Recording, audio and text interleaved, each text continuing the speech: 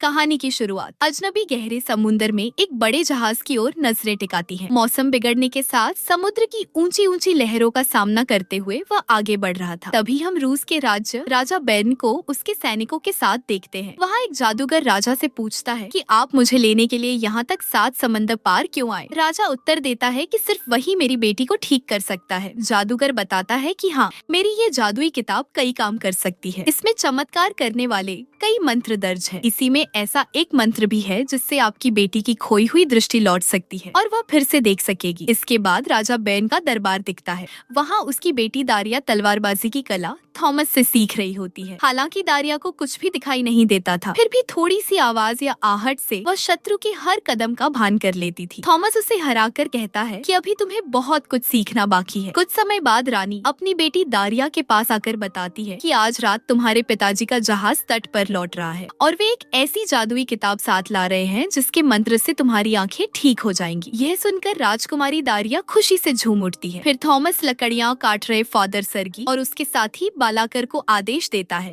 कि आज रात राजा का जहाज लौट रहा है, इसीलिए लकड़ियों को तट पर ले जाकर जला दो ताकि रात के अंधेरे में जहाज को आग दिखे और वे सही किनारे पर लौट सके। तभी एक बूढ़ा आदमी अंकल सिमियोन सीटी बजाकर सबको सावधान करता है। इसी बीच उसका भतीजा इवान आकर उससे मिलता है। इवान बताता है कि उसे एक क्लर्क की नौकरी मिल गई है और अब वह व्यापार भी करना चाहता है। ऐसा करके वह जल्दी बड़ा व्यापारी बन जाएगा, पर इसके लिए उसे कुछ पैसे चाहिए। तब अंकल सिमियोन कहते हैं कि बेटा, ज्यादा झूठ मत बोलो। तुम शहर में नौकरी करने गए थे, लेकिन लोगों से मुझे पता चला है कि तुम लोगों को चकमा देकर उनके पैसे ले लेते हो और फिर उन पैसों को जुआ में हार जाते हो। अंकल सिमियोन इवान को डांटते हुए कहते हैं कि तुम्हारा बड़ा भाई थॉमस राजा बर्न का सेनापति है और तुम ऐसा करते हो, तुम्हें शर्म आनी चाहिए। हमारे परिवार का नाम क्यों गंदा कर रहे हो। रात में फादर सर्गी बालाकर से पूछता है कि आखिर कब तक हम ऐसे नौकरों जैसी जिंदगी जिएंगे। इधर राजा और उसका परिवार सोने चांदी लूटकर आलीशान महल में रहते हैं। आज हम उस राजा के जहाज को डुबोकर वहाँ का सारा खजाना लूटकर किसी दूसरे देश जाकर बड़े व्यापारी बन जाएंगे।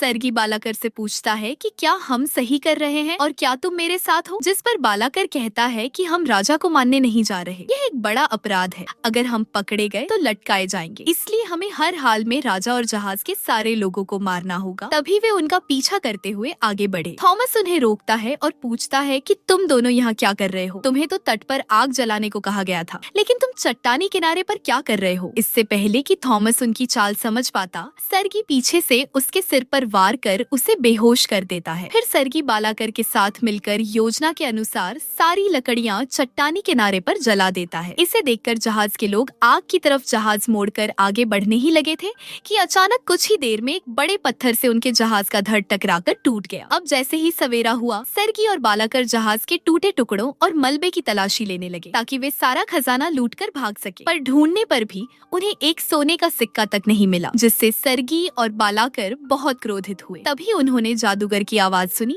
जो अपनी अंतिम सांसें ले रहा था। जादूगर ने सर्गी से कहा कि वह किताब रानी तक पहुंचाए और साथ ही कहा कि यह किताब किसी बुरी शक्ति या आदमी के पास नहीं जानी चाहिए। और यह कहकर जादूगर ने अपनी अंतिम सांस ली। सर्गी ने उसके हाथों से किताब ले ली, जबकि बालाकर ने जादूगर के गले में लटकी हुई पोतली निकाल ली। अब सर्गी को यह किताब बिल्कुल साधारण सी लगी थी, पर जैसे ही उसने तूफान वाला मंत्र पढ़ा, समुद्र में अचानक एक विकराल तूफान उठ खड़ा हुआ। यहीं से सर्गी को समझ आया कि इस किताब से वह पूरी दुनिया पर राज कर सकता है। यह किताब किसी भी खजाने से कहीं अधिक कीमती थी। इसी बीच रानी अपने सैनिकों संग वहाँ पहुँच गई और जैसे ही उसकी नजर बेहोश पड़े थॉमस पर पड़ी, वह समझ गई कि सर्गी और बालाकर ने विश्वासघात किया है। उन्हें दंडित करने के लिए रानी थॉमस की तलवार से उन पर वार करने ही वाली थी, लेकिन तभी सर्गी ने किताब का सम्मोहन मंत्र पढ़ डाला। मंत्र के प्रभाव से रानी की सारी शक्ति उसकी मुट्ठी में आ गई और अब वह पूरी तरह सर्गी की दासी बन चुकी थी। सर्गी बालाकर से बोला, ये तो बस शुरुआत है, आगे देखना मैं क्या क्या करूँगा। तभी रानी के सैनिक और महल के कर्मचारी भी वहाँ पहुँच गए। सर्गी ने रानी को आदेश दिया कि सबको संभाले। तब रानी सबके सामने बोली, थॉमस एक गद्दार था। खजाना लूटने की नीयत से उसी ने जहाज को चट्टानी तट की ओर बुलाया, जिससे जहाज टूट गया और राजा समेत सभी लोग मारे गए। गए। सर्गी और बालाकर ने उसे ऐसा करते देख लिया और इसलिए उन्होंने थॉमस को मार दिया। यह सुनकर सबने पूछा, अब हमारा राजा कौन होगा? रानी ने उत्तर दिया, अब से फादर सर्गी हमारे नए राजा है। एक साधारण नौकर को राजा बनते देख सब अचंभित हुए, लेकिन यह उनकी रानी का आदेश था, इसलिए सबने झुककर नए राजा सर्गी को प्रणाम किया। असल में रानी के मुख से जो भी शब्द निकल रहे थे वे सब सर्गी ही धीरे धीरे उसे कहला रहा था। इसके बाद सर्गी ने रानी और सबको वापस भेज दिया। अगले ही पल जब थॉमस को होश आने लगा तो सर्गी ने फिर से मंत्र पढ़ा और उसे एक पक्षी में बदल दिया। थॉमस फड़फड़ाते पंखों से उड़कर भाग निकला। फिर महल के अधिकारी सैनिकों को लेकर अंकल सिमियोन के घर पहुँचे। उन्होंने नया शाही फरमान सुनाया, तुम्हारा भतीजा थॉमस एक गद्दार था। लोभ में आकर उसने राजा और सबको मरवा दिया। इस अपराध की सजा के रूप में उसे मार दिया गया है और अब से उसकी सारी संपत्ति जब्त कर ली जाती है। ये सुनकर अंकल सिमियोन और इवान अवाक रह गए। उन्होंने समझाने की कोशिश की कि थॉमस ऐसा नहीं कर सकता, लेकिन बहस के दौरान इवान आपे से बाहर हो गया और उसे जेल में डाल दिया गया। उधर महल में सर्गी ने रानी से कहा कि वह बालाकर को राज्य का नया सेनापति नियुक्त कर रहा है। रानी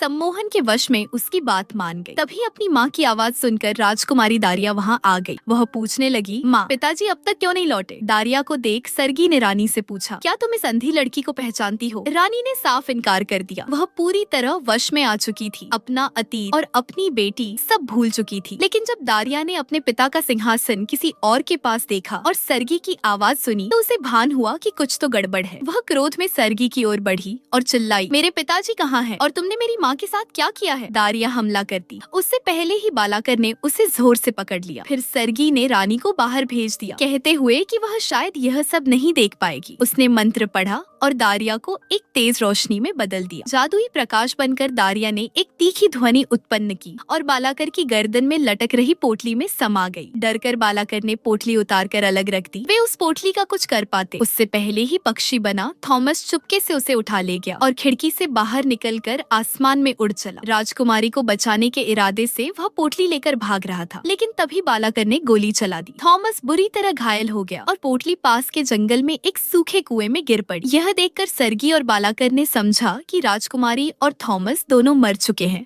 और अब उन्हें रोकने वाला कोई नहीं बचा। यही सिलसिला चलता रहा और 3 साल बीत गए। एक दिन जेल में इवान सैनिक के साथ जुआ खेल रहा था। इस दांव में सैनिक अपनी वर्दी हार बैठा और धीरे धीरे इवान ने उसकी पूरी वर्दी पहन ली। जब सिपाही ने खेल खत्म होने पर अपनी वर्दी वापस मांगी तो इवान ने शोर मचाकर बाहर पहरा दे रहे सिपाहियों को बुला लिया। फिर उसने भागने का जाल बिठाकर उस सिपाही को फंसा लिया और मौके का फायदा उठाकर जेल के बाहर से सबको अंदर बंद कर भाग निकला। जब महल के सैनिकों को इसकी खबर मिली तो उन्होंने सिपाही की तलाशी शुरू कर दी और जल्दी ही इवान की पहचान कर ली, जिससे इवान को भागना पड़ा। आखिरकार इवान भीड़ में होने वाली एक परेड के पास पहुंच गया, जहां युद्ध का मंजर था और राजाओं के सेनापतियों के बीच भयंकर संघर्ष चल रहा था। हर ओर गोलाबारी हो रही थी और दुश्मन उन पर टूट रहे थे। तभी इवान ने सोचा, अगर वह सैनिकों से नहीं मारा गया तो गोला बारूद की बरसात उसे खत्म कर देगी। इसलिए उसने कुछ गोले गिरा दिए और बहाना बनाकर जंगल की ओर भाग निकला। वह उसी कुएं के पास छिप गया जिसमें थॉमस ने वह पोटली गिरा दी थी। इवान ने जब उस पोटली को खोला तो उसे एक पत्थर और धातु का टुकड़ा मिला, जिसे आग जलाने का यंत्र समझ इवान ने उसे रख लिया। कुछ देर बाद जब इवान की आंख खुली तो देखा कि 2 सिपाहियों ने उसे पकड़ लिया है। जनरल ने उसे युद्ध से डरकर भागने पर सबके सामने बेइज्जत किया और उसे कायर भगोड़ा कहकर फांसी की सजा सुनाई।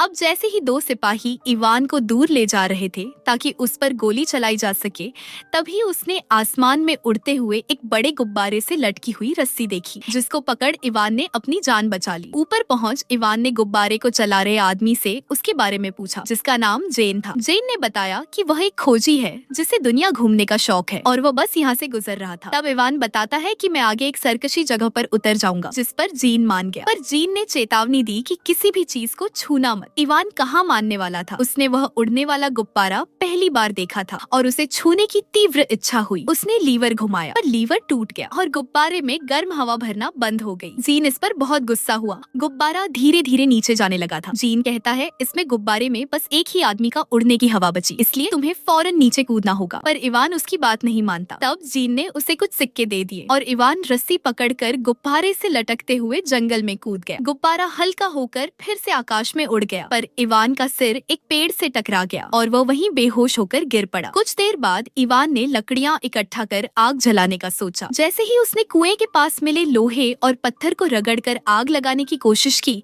राजकुमारी दारिया पास आकर परेशान हो गई। इवान ने दारिया से पूछा, अंततः तुम इस चमत्कार से कैसे बाहर आई? क्या तुम किसी झाड़ी के पीछे छिपी थी? दारिया ने कहा, ये एक जादुई चमत्कार है जो लोगों की इच्छाएं पूरी करता है, पर अपनी ही तरकीब से। कभी फायदा देता है, कभी नुकसान। हालांकि इवान को किसी बात पर यकीन नहीं हो रहा था। उसने मजाक में चमत्कार से 5 सिक्के मांगे। ठीक उसी वक्त जंगल में दूर से किसी आदमी ने बुलाकर पूछा कि क्या वह उसकी लकड़ियां बांटने में मदद करेगा, बदले में वह 5 सिक्के देगा। जिस पर इवान ने पहले तो मना किया, फिर वह आदमी अपनी गाड़ी के साथ गायब हो गया। दारिया बोली, देखा, ये सब चमत्कार का ही कमाल है। इसके बाद दारिया ने बताया कि वह राजकुमारी है और सरगी कोई सिपाही नहीं बल्कि जेल से भागा हुआ कैदी है। इसीलिए उसने अपने कान की बाली उतार कर कहा कि वे उसे यह बाली महल में जाकर रानी को दे दे। शायद इस तरह उसकी माँ को सब याद आ जाएगा। इवान ने वह बाली संभाल ली। तभी उसे एक ख्याल आया और उसने पूछा, अगर तुम सचमुच राजकुमारी हो तो तुम्हें महल के सभी रास्तों और हर चीज की सही जगह का पता होना चाहिए, लेकिन तुम तो देख भी नहीं सकती। इस पर दारिया ने अपनी कदमों गिनते हुए चलकर उसे महल के हर छिपे हुए रास्ते बता दिए। दारिया सोच रही थी कि इवान एक सिपाही है, इसलिए उसकी मदद कर रहा है, पर असल में इवान एक स्वार्थी ठग और जुआरी था जो सिर्फ अपने बारे में सोचता था।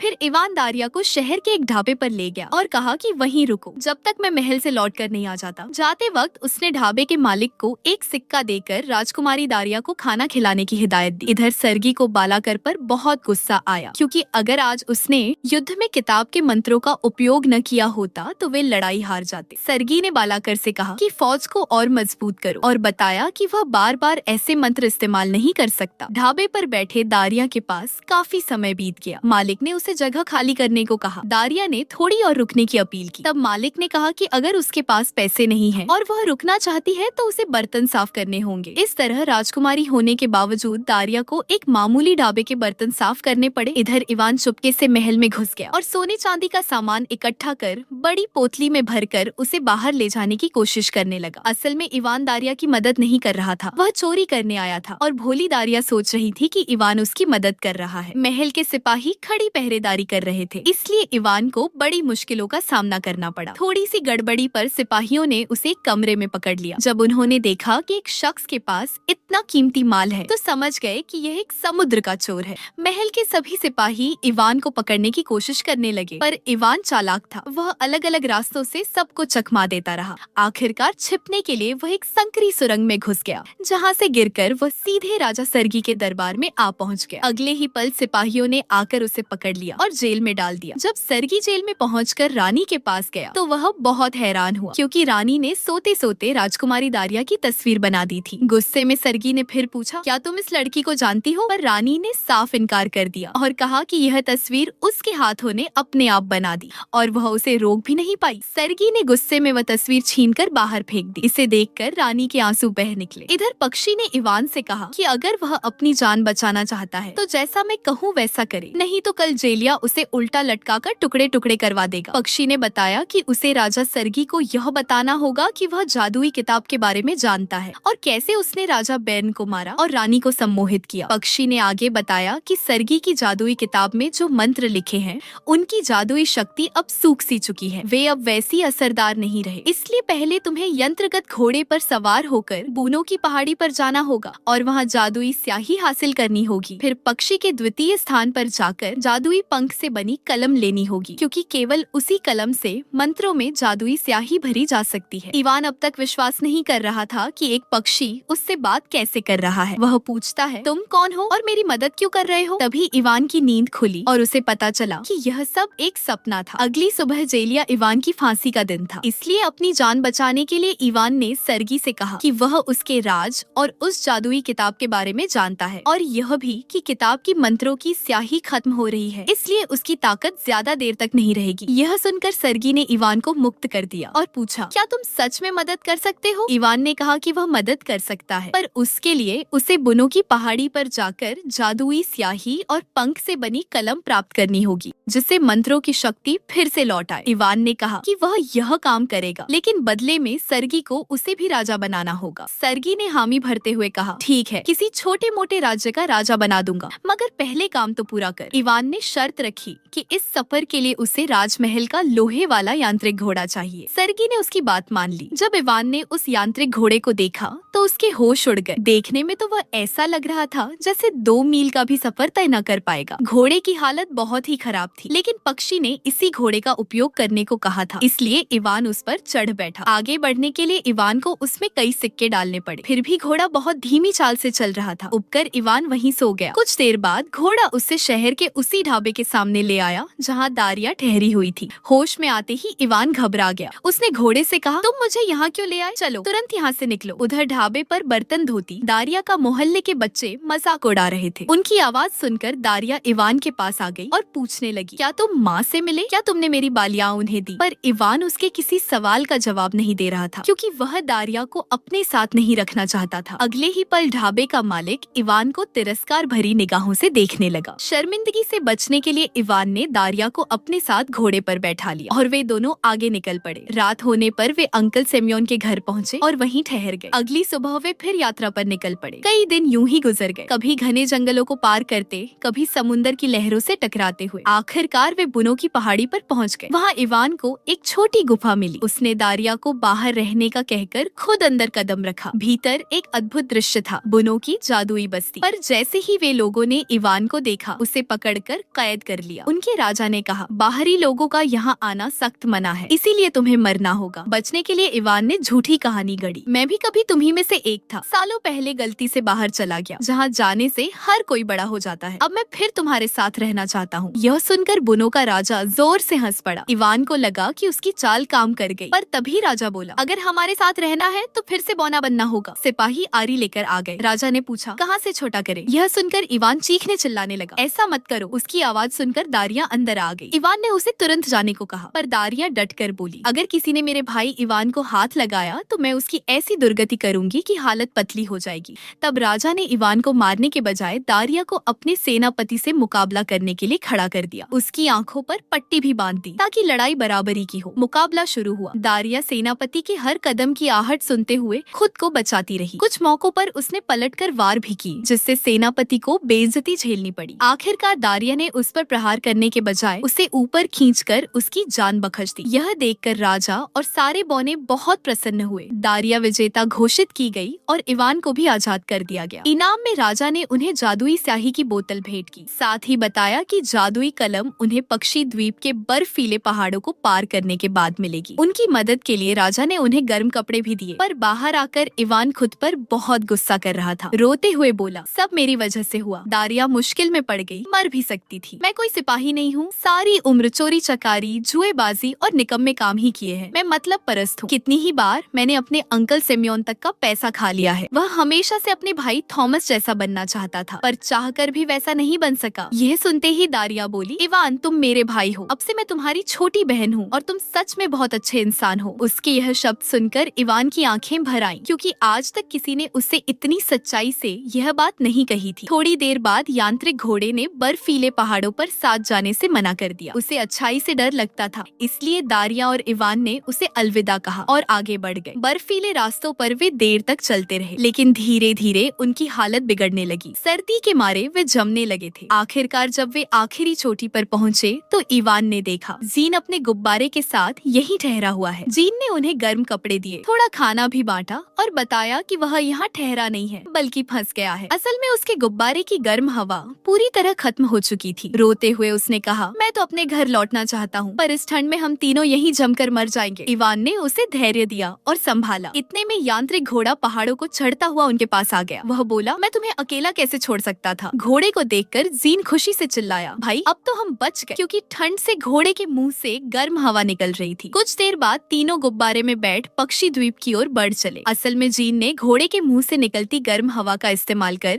गुब्बारे को फिर से उड़ान भराई थी, और ताकि घोड़े को अच्छाई से डर न लगे उसकी आंखों पर पट्टी बांध दी थी। कुछ समय बाद वे उस द्वीप पर पहुँचे। वहाँ आगे उन्हें 2 पक्षियों जैसी औरतें दिखी। इवान ने उनसे उनके पंखों से बनी वह जादुई कलम मांगी, पर वे बोली, तुम इंसान बड़े लालची और स्वार्थी होते हो, हर चीज मुफ्त में चाहते हो। क्या अपनी इच्छा पूरी करने के बदले तुम अपनी जान दांव पर लगा सकते हो? क्या तुम मरने को तैयार हो? अब तक इवान बदल चुका था, मतलब ही नहीं था, लेकिन फिर भी हंसता हुआ मना करता है। कहता है कि वो अभी भी काफी जवान है, उसकी तो शादी भी नहीं हुई। खैर वो लेडी बर्ड्स उस पर तरस खाकर उसे वो कलम दे देती है और फिर उसने दारिया को बाहर इंतजार करने को कहा और अकेला सर्गी से सौदा पूरा करने गया। इवान ने कहा, कलम और स्याही दोनों मैं ले आया हूँ, पर इन्हें एक शर्त पर ही दूंगा। अब तुम्हें राजा नहीं बनना है, इसके बजाय रानी पर किया हुआ संपूर्ण जादू हटाना होगा। उनकी सारी यादें लौटानी होंगी ताकि वे अपनी बेटी को पहचान सके। पहले तो सर्गी ने साफ इनकार कर दिया और सैनिकों को बुलाकर जबरदस्ती इवान से कलम और स्याही छीनने की कोशिश की,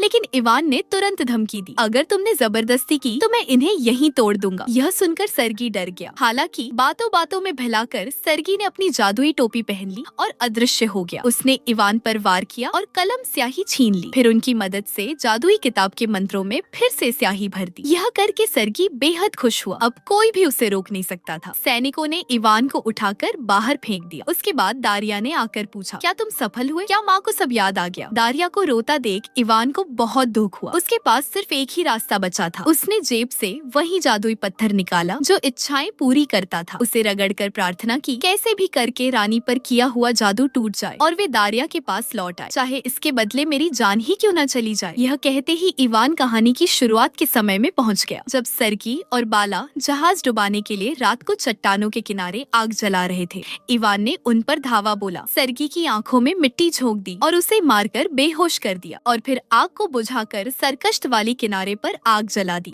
जैसे राजा के कर्मचारी जहाज को उस तरफ मोड़ देते हैं। सुबह राजा बैरन जादूगर को लेकर अपनी बेटी और रानी से मिलता है। पीछे छिपकर यह सब देख रहा इवान देखता है कि जादूगर मंत्र पढ़ता है और दारिया की आंखें ठीक कर देता है। अब उसे सब दिखने लगता है। तभी इवान वापस अपने समय में आ गया, जहाँ पड़ोसी सेना से युद्ध जारी था। इवान फिर से तोपों में गोले भरने लगा। कुछ ही समय में वे लोग युद्ध जीत गए। इसमें इवान की भी बड़ी भूमिका थी। अब वह राज्य का एक वीर सिपाही बन गया था। वहाँ राजा बैरन, रानी दारिया और थॉमस सभी जीत की बधाई देने पहुँचे। अपने भाई थॉमस को जिंदा और सुरक्षित देखकर इवान बहुत प्रसन्न हुआ। दोनों भाइयों ने गले लगा लिया। इवान ने थॉमस को बालियां दी और कहा, इन्हें राजकुमारी दारिया को लौटा दो। बालियां देखते ही दारिया को सब याद आ गया। उसने दौड़कर इवान को कसकर गले लगाया, क्योंकि अगर इवान जैसा भाई उसके साथ न होता तो वह सब कुछ खो चुकी होती। अंत में सर्गी और बाला को उनकी गद्दारी के कारण पहले ही फांसी पर लटका दिया गया था और इसी के साथ यह कहानी समाप्त होती है।